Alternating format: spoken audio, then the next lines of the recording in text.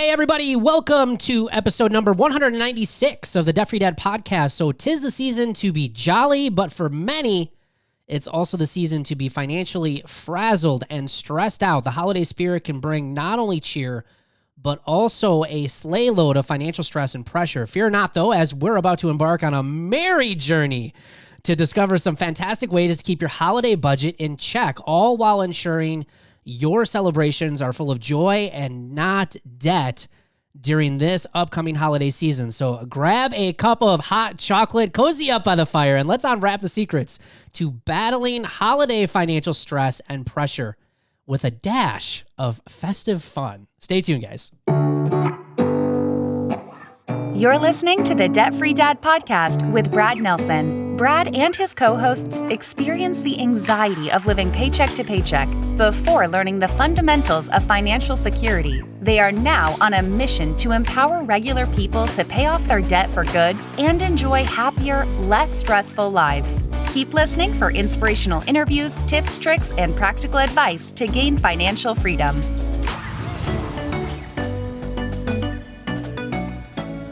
Hey, how is everyone doing today? You can find us on Facebook, TikTok, YouTube, and Instagram. Just search Brad Nelson, Debt Free Dad. And as always, guys, welcome to today's show. Remember to get all the resources, show notes, and links for today's show. And all of the other episodes here at the Debt Free Dad podcast, you can head over to thedebtfreedadpodcast.com and check out episode 196. You can also watch it on YouTube over there on that website. So, guys, today we're talking about Christmas, holiday shopping, and I think we say it every year, but it's just hard to believe that not only are we doing this episode, but we are almost wrapping up our 2023 podcast season as well. And it's crazy how fast time has gone and that we're doing this episode. Yes, it has. It's the time of year my wife hates, Christmas Vacation. Wait. The movie or actual vacation? The movie. Oh, I was like, what? I mean, I shouldn't say hate, but she just like every time I'm like, okay, we got to watch it. She's like, all right. See, I'm that way about the Christmas Story. I'm just not a fan. We love Home Alone in our house. You don't like the Christmas Story? I thought you were about to go on an actual vacation. I was about to get excited for you. Yeah, I don't know. Christmas, obviously this year's going to be very, very different for me. And for us, it's very odd even coming up to the holiday after losing my wife and trying to figure out, what the heck we're even going to do. So it'll be interesting this year. No doubt about it. Trying to come up with just new ideas and new things to do, different things to do. But yeah, Christmas Vacation, I would kind of agree. It is just worn. It's worn out for me. It's okay. But it used to be so good. I don't know. Ever since I think it kind of blew up. I think we talked about this on an episode that we done a couple years ago about this movie. But don't you guys think that it's gotten just way out of hand with all the memorabilia and everything now? Ryan's like, no. I never liked it, so I'm out. Shocking. Amber has no appreciation for those types of movies. None. No Christmas movies at all? No, I love Christmas just movies. Funny not ones. Silly. They're not fun. They're stupid, funny ones. Yeah, she doesn't like those. Okay. So basically anything that Paul thinks is funny and I think is funny, and she doesn't like any of that. No. Okay. So what do you guys, can we talk a little bit about, before you guys got all into that, how did you guys approach the holidays? I think we're gonna get some funny answers, but as far as it came to paying for the holidays prior to getting out of debt, what did that preparation look like for you guys? What preparation? We totally skip bills and stuff just to make the holidays happen. Yeah, I'm sure there's probably a lot of people who do that. Somehow Christmas came up as a surprise every single year. There was no planning ahead, and it's oh my gosh, how is it already December? And okay, what credit cards do I have a little bit left on that I can swipe for gifts? Because everybody needed to have a gift, and if somebody gave me a gift, okay, now I have to get them a gift. And it was a problem for me personally. That may be one of the toughest questions you've ever asked, Brad, and here's the reason. I don't know what we did before we started budgeting. I know my wife's always handled the Christmas shopping. Right. I'm assuming she just used the credit card, but I have no idea. Right. I can only remember back to the point where we started consciously making these decisions. Here's how much we're going to set as the budget. We're going to save up for it. And that's what we have to spend. So I couldn't tell you what we did prior to jumping on the bandwagon.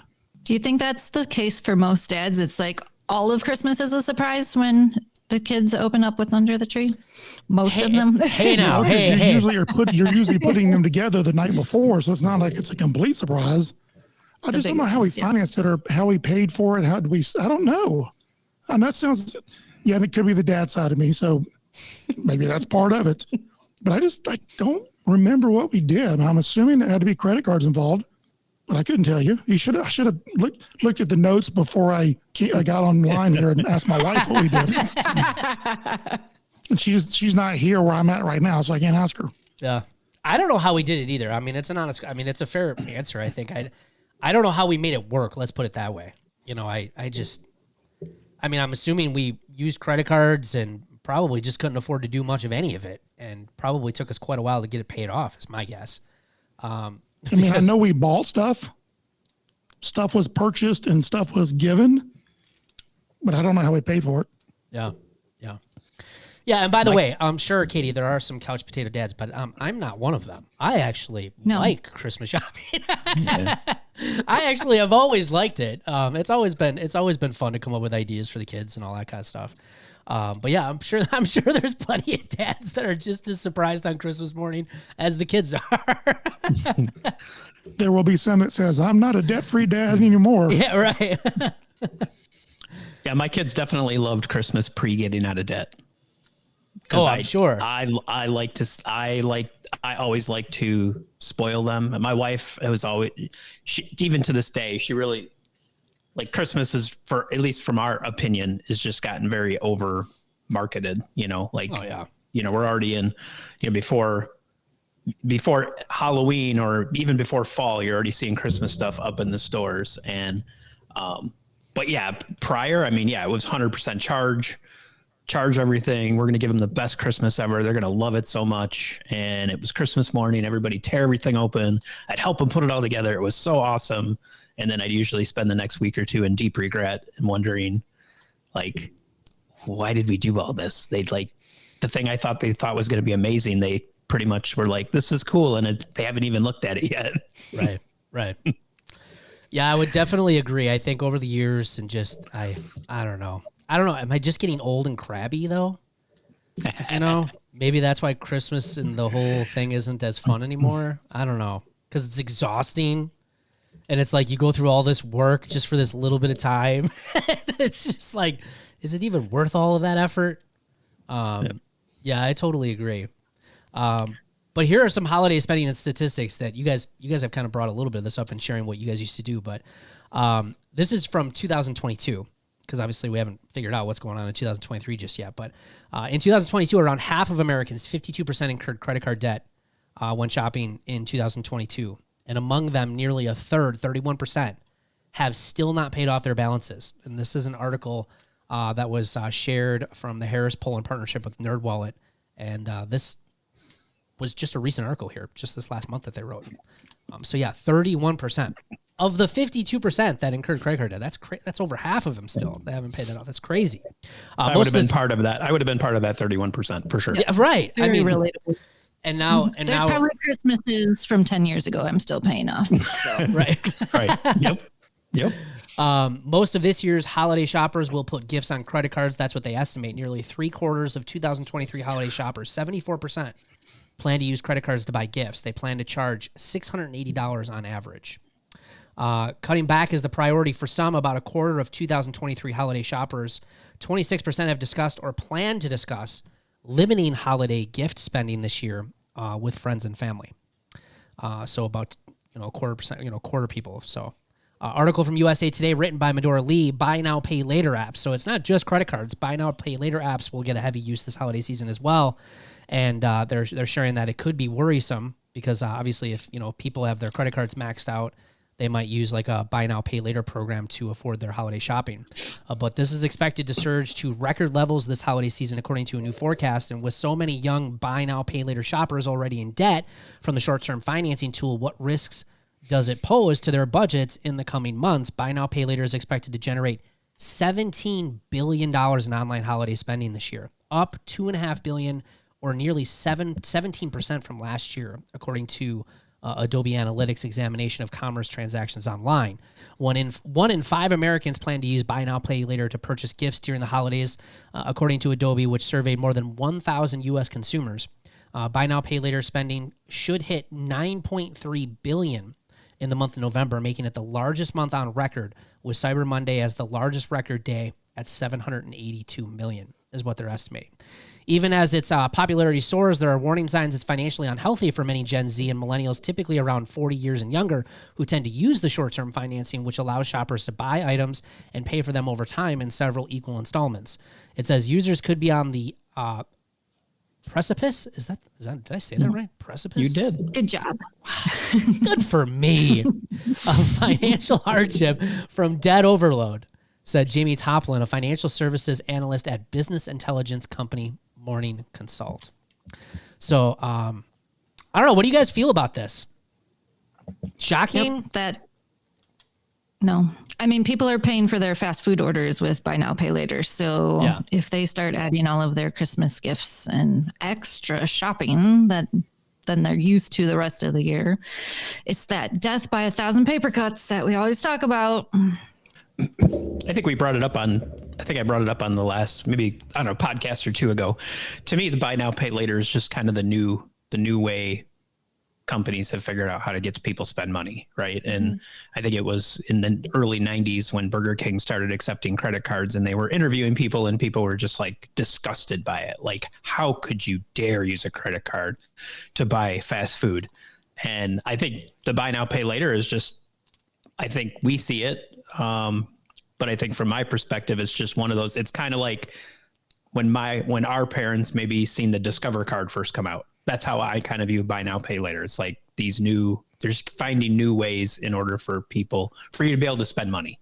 And that's people are using it. So of course they're going to ramp it up and market it like it's the best thing ever. Right. So how would you guys, I guess, okay, knowing what you know now, going through where you've gone through and you know, most of us on here are debt-free outside of our mortgages. Katie's still working her way out of debt, but obviously in a much, much better place than where she was. So, like, you know, you got holidays are approaching now. How are you guys going about getting ready for this? And I guess what's different? Because, I mean, would you guys admit, I mean, a lot of us feel the stress and pressure to, you know, one, participate, number two, to spend more than we should.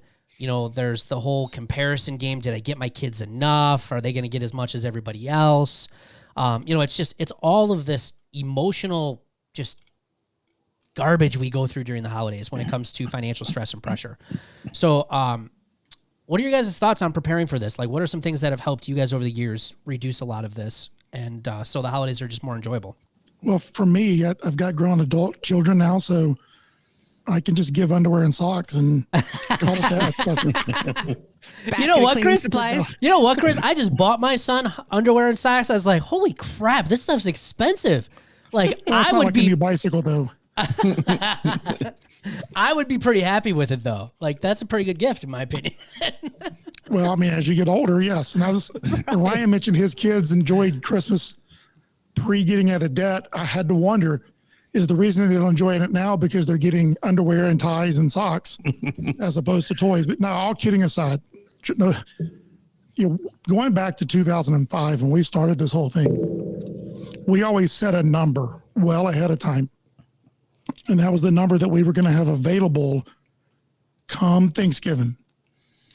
Because traditionally, Christmas shopping has always started on the day after Thanksgiving, then it became the day of Thanksgiving. And now it seems like for a month now, we've seen Christmas stuff in Home Depot and other places already. Oh, yeah. And we're not even, to Thanksgiving yet. Yep. But we always set a number, saved up that number, and that's what we had to spend.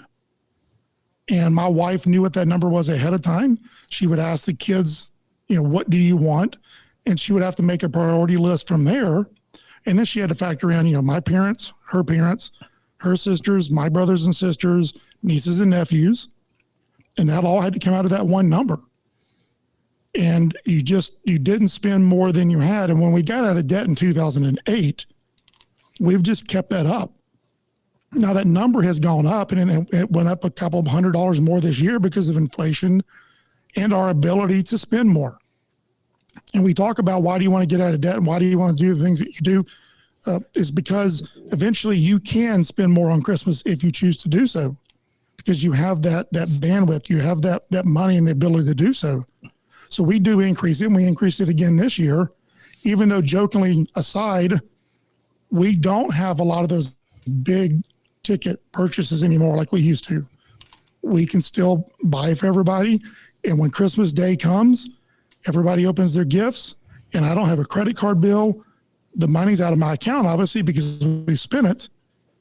But we get to enjoy Christmas because we don't have to worry about, like Ryan said, going, oh my gosh, what did I do? Yeah. So the big thing has just been having a number and knowing what that number was and saving up ahead of time, having it ready, come Thanksgiving, so that my wife could go out and buy the stuff. Right. Well, what would you do though? Like, so say someone who hasn't had the time to do that, like, what would your suggestions be, or what were your guys' suggestions be, like, starting now? I mean, we're right now facing Thanksgiving. The holiday shopping season is like right next door. Okay, are there some things that we can do to help, like, people right now who haven't saved or had the opportunity to save? Well, I think you still got to establish a number. I think that's the key thing. What is the number now? Your number may not be as high as you would like it to be, but based on your financial situation and where you are, how much cash can I come up with between now and the day before Christmas, I guess. And that's the number that you have to spend. And we've talked about this on this show multiple times. Sometimes you have to tell people, this is my goal. This is my dream. I want to get out of debt. We want to stop living paycheck to paycheck. We want to get out from being underneath the water.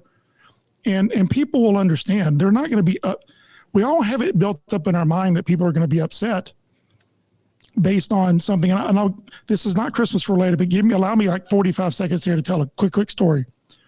One of my workers, she's done a lot to help me out this summer. Her son graduated from boot camp a couple days ago. Well, I had to go over and watch her animals, take care of them for her. Well, she had mentioned about 6 months ago how she would like to have new floors in her kitchen. So guess what we did while she was gone down to watch her son graduate from boot camp? We put new floors in her kitchen. So when she came back, to a surprise for her, she had brand new floors in her kitchen. And the point I'm trying to make is you have a number and you've got to stick with that number. But sometimes, eventually, when you set yourself up financially and you find yourself in a position where you can do extra things for extra people, that's when the real blessings come in. So sometimes you have to tell people no, but eventually you'll get to the point where you can bless other people that you're not necessarily on your shopping list. I hope that made sense. Yeah, absolutely. I agree completely with Chris. And we had a number while we were getting out of debt, and we still have a number now, but we also cut people off our list. Like, we had to go through and we had to take people off our list that, might have been a friend or more distant family members.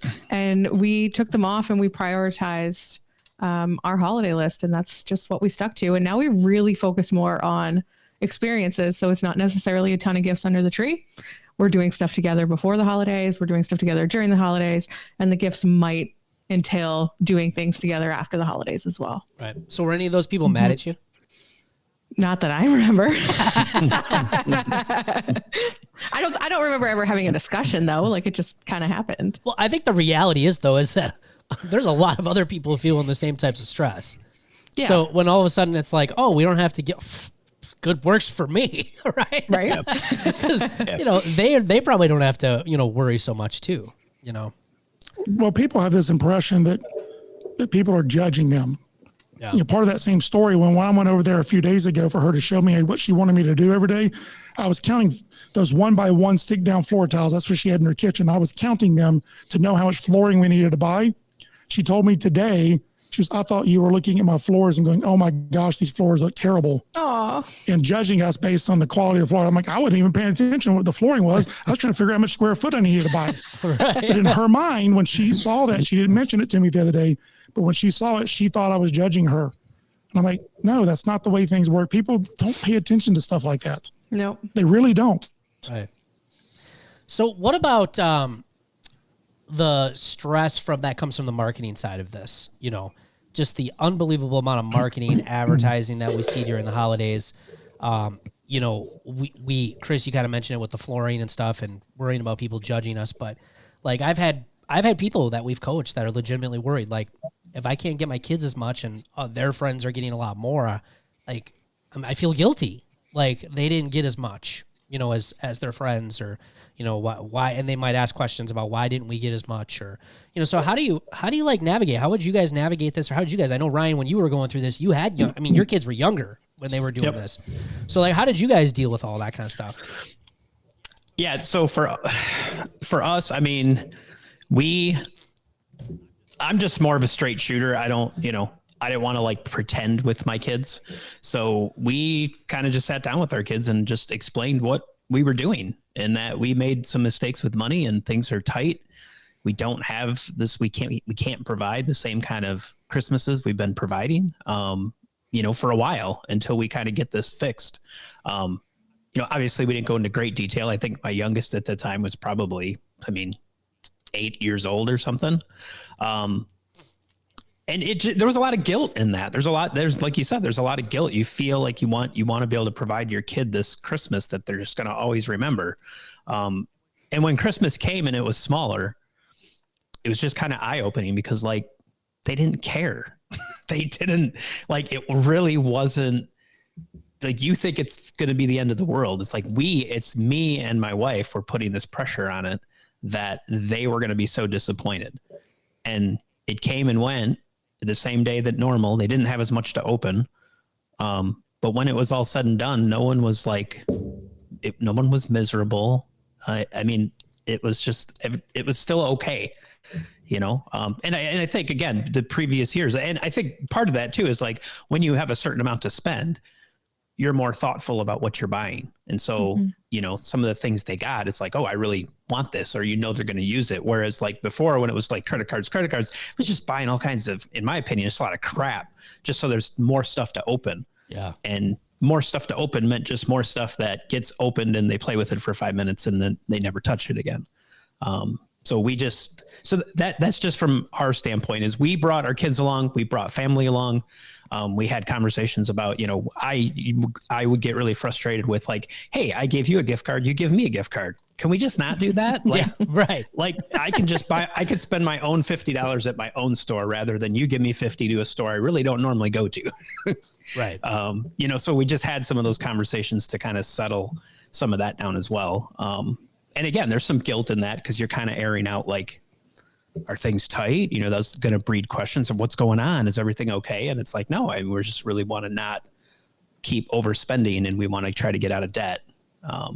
So yeah, we were just kind of upfront, and that worked for us. I agree with that 100%. Is just be upfront with your kids, be honest with them. Don't hide things. Again, you don't necessarily have to tell them how bad it is. Right. But I have said on this podcast, and I was a guest on your show a couple of times prior to that, I've always said, as parents, be upfront with your kids. All right, use it as teachable moments. You know, be an adult and think about the long-term picture of what you're going to be able to do for your kids when you get out of debt. But that may mean some short-term sacrifices. And Ryan's absolutely right. They're not going to remember most of it. They're not going to remember, though, I didn't get this, or I got that. And if you want comparisons, because I think that's the gist of the question, is, you know, if you're getting your kids something, may not be what somebody else's parents are getting their kids, but there's a lot of kids that have nothing. Right. Right. And your kids listening out, you know, if you're listening out there, your kids know that some of their classmates, some of their friends are not going to get anything for Christmas. So they're going to be thankful for whatever they get, particularly if you just sit down and explain to them, we're doing this for a reason, and it's to set us up, you know, in a position to be able to do different things down the road. Right. And for us, it was, you know, Ryan, I know that we sort of have a different opinion on this, but to be able to put our kids through college debt free, we were able to do that because we got out of debt. but I took, a couple of years of saying we're going to have to sacrifice and say no or say, a little bit less to be able to get to that point. Yeah. And I would say my family, especially before my sister had kids, was all of us had moved and downsized in most situations or moved across the country. And it was like, we don't need more stuff. So can we just not buy each other junk anymore? So we started to do a lot more donating to charities, food pantries, things like that, as kind of just like a family group project or experience. And that was awesome. And then my sister had kids. So of course we have to spoil the kids, but my sister even still says, please don't get them stuff like books, pajamas, those kind of things. Their toys, they have whatever, 300 million of them. And right. They play with the three things that they've always played with and swap in a few here and there. So it's like, now we're still focusing, they're 5, and we're focusing on more experiences. So like we just did a family weekend getaway and rented a house up north. And then we're planning a family cruise in February, but we're like, okay, but we're not doing like a bunch of Christmas gifts because we're all saving up for this trip. And the experience is going to be much more memorable than the stuff that they opened under the tree.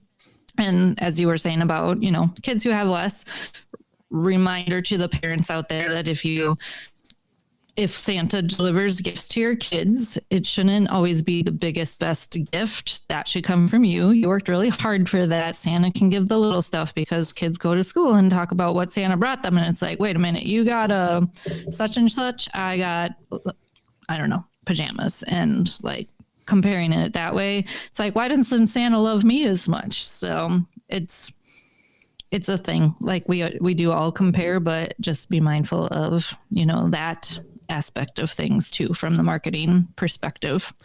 Yeah. Like as a parent, my worst and most stressful part about Christmas is figuring out what to do with all the crap once it's in the house, because it's like, it's not only the stuff that, they get from Santa and their parents and all that, but then it's like all the Christmases you go to after that.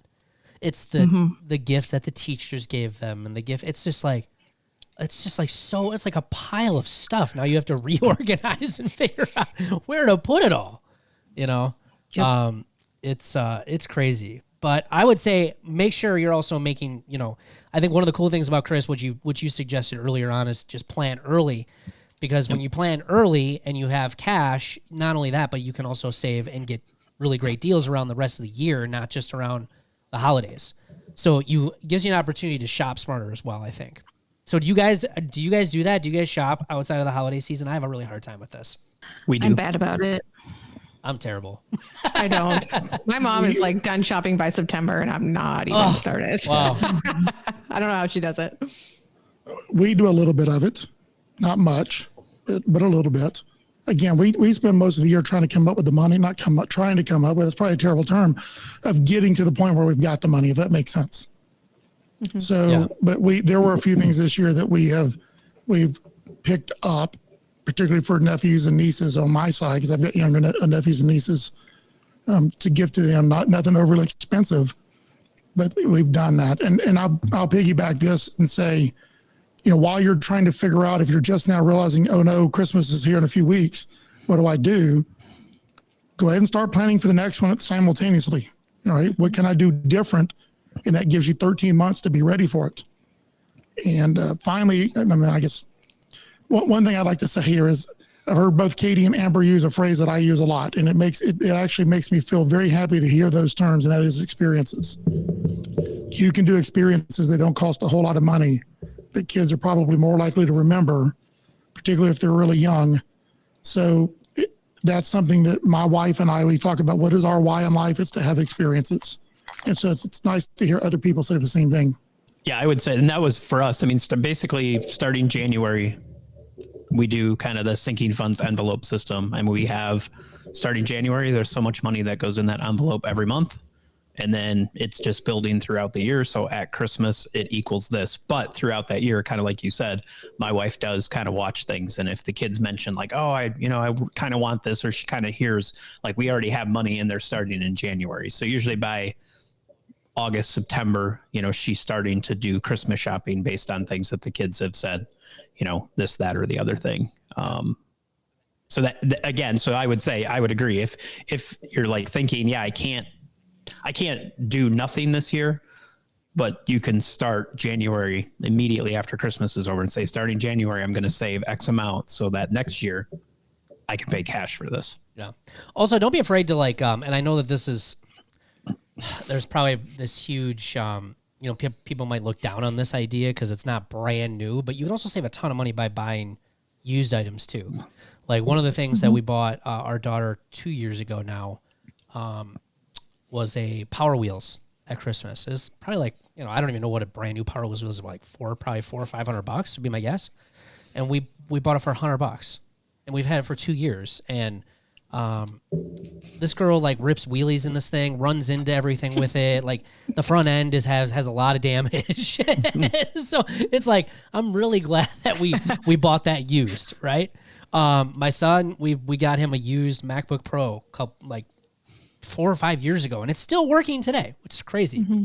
So I mean, I think I can be looked down of, it's not brand new, right? But if money's tight, man, and you know what your kids want, and you're willing to dig and look through Facebook Marketplace and things, and there's a lot of good deals out there too. You can save a significant amount of money and still have a pretty good Christmas. You know what we did one year? We totally did a regift from our house. We had to pick something from our house as a family, and we went to our family Christmas, and we had to regift something from our own home, and we just did a gift exchange. It was so fun. That's genius. Finding the crap that we got. That's when you get rid of that spare tire behind the shed. Right? You never know what you're going to get. And also don't be afraid to make Christmas gifts. It's okay to, I come from, on my dad's side, a lot of my family are farmers. And so we would get butter and homemade applesauce and all different things. And I'm yeah, give me the butter. Butter's expensive in the grocery store. I'll take it. And my aunt's homemade applesauce is one of my favorite things. So it doesn't have to be huge, and I love practical, functional, also edible gifts. So yeah, bring it on. Yeah. So. Or a bottle of Tito's, you drink that and the bottle just gets thrown away. I love that. Brad, you mentioned used stuff. Here's another sort of alternative to that. A lot of brands, if you look at their website, they have at the very bottom refurbished. These are things that have just been brought back sometimes that the vendor has returned to them, but there's nothing wrong with it. I have bought a lot of things off of refurbished and saved 30-40%. Yeah. So keep an eye out on. We bought a iPod, yes, way back before there was an iPhone. We bought the first generation iPhone about 4 months after they came out, both of them refurbished, and they lasted us for 5 or 6 years. Yeah. I've got a Vitamix blender because Vitamixes are not cheap. I got a Vitamix. I think I got $100 off because it was refurbished, but there was not a scratch on it. It had just been returned. Yep. And they were selling it as a refurbished unit. Yeah. And I have a list of things that I'm looking to buy throughout the year, and I watch for sales and Black Friday and Cyber Monday and all of those. And it's okay, yeah, I know what this is supposed to cost. And if I see a really great deal, then if I've budgeted for it and I can jump on a deal, then that saves me money too. Right. Or especially places I know a lot of, there's quite a few stores that do this now, but Kohl's is notorious for their Kohl's Cash, right? And if you're already going to buy some of that stuff, shop smart. You can capitalize on the coupons that you get back. The secret and the key, I know, Chris, you've talked about Kohl's Cash. You have a family member that loves their Kohl's Cash. The secret to that Kohl's Cash, though, is when you go back and you got to stick to the Kohl's Cash amount. See, they want you to come back and spend more. So, but as long as you're diligent and you're disciplined, a Kohl's Cash can really come in handy because it's you can use that now to make that dollar stretch even more. So yeah, watch for the coupons and all that stuff. So the Totally Awesome Debt Freedom Planner is helping so many people make consistent progress with their finances. Whether that be building emergency funds, paying down bills, budgeting, tracking paydays, saving up for larger purchases, goal planning, and planning for those irregular yearly expenses that always seem to catch you by surprise. Now, the Debt Freedom Planner will help you take the stress out of managing your money. And if the thought is running through your mind, hey, I just need to have a simple tool to get my finances together, this planner is perfect for you.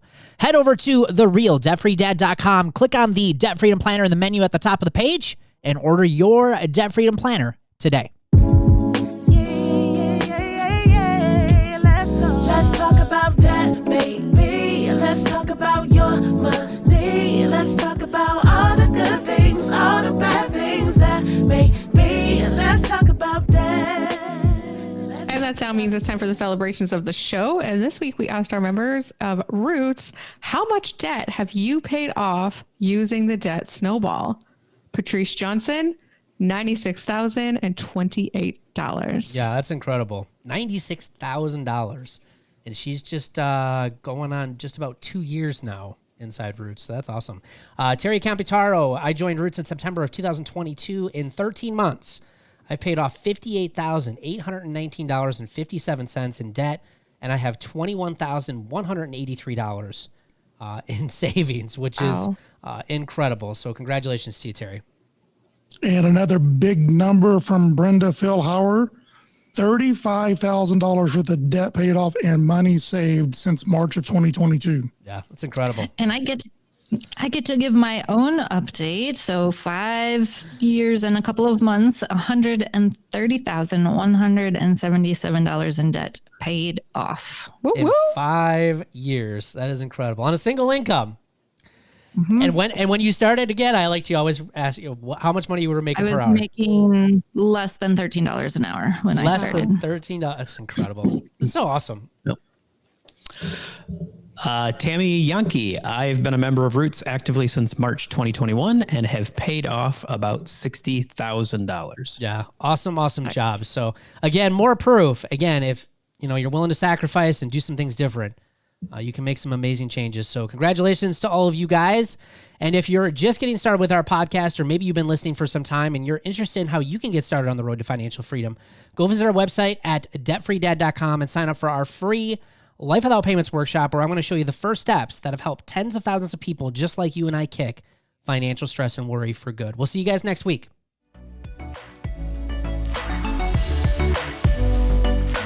Thanks for listening to the Debt Free Dad podcast. Connect with us on Facebook, TikTok, YouTube, and Instagram at Brad Nelson Debt Free Dad. If you found value in today's episode, please leave a rating and review. We so appreciate it. For resources, show notes, and links mentioned in today's show, visit balancedsense.com. That's balancedsense.com. Catch you next week.